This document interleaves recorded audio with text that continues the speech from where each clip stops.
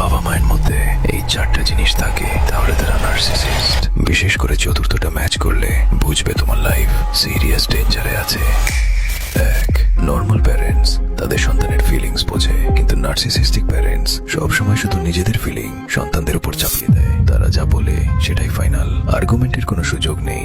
দুই, যদি তুমি একটা পারফেক্ট সন্তান হও তাহলে তুমি রেসপেক্ট পাবে, ভালোবাসাও পাবে, কিন্তু যদি তুমি প্রতিটা জিনিসে পারফেক্ট না হও তাহলে তোমার নিজের প্যারেন্টসই তোমার থেকে দূরত্ব বানাতে শুরু করবে, বেশি কথা বলবে না, আর এই কারণেই তোমার ঘরে সবসময় একটা অকওয়ার্ড সাইলেন্স থাকবে। তিন, এই ধরনের প্যারেন্টস খুব সহজেই ক্রিটিসাইজ করে দেয়, তোকে দিয়ে কিছু হবে না, বা তোর জন্মই বৃথা এসব বলে, কিন্তু যখনই তুমি কিছু ভালো করো আর প্রশংসা করার সময় আসে তখন তাদের মুখে তালা লেগে যায়। চার, এখন চতুর্থ আর সবচেয়ে ভয়ঙ্কর সাইন, তুমি কি হতে চাও, কাকে বিয়ে করতে চাও, চাকরি করতে চাও নাকি বিজনেস করতে চাও, সেটা বিন্দু মাত্র ম্যাটার করে না। ম্যাটার করে তারা কি চায়। ছোটবেলা থেকে নিজেদের সন্তানের ব্রেন ওয়াশ এমন ভাবে করে যেন সন্তান আজীবন তাদের কথায় ওঠা বসা করে। আর এজন্যই এরকম নার্সিসিস্টিক ঘরে যখন সন্তানরা বড় হয় তখন তারা শুধু মা বাবার পুতুল হয়ে থাকে, নিজেরা কিছু হতে পারে না। নার্সিসিস্ট বাবা মায়ের উদ্দেশ্যে বলছি, আপনার সন্তান আপনার খেলনা না, সেও একটা আলাদা মানুষ। এই ভিডিও যাদের প্রয়োজন তাদের কাছে পৌঁছে দাও।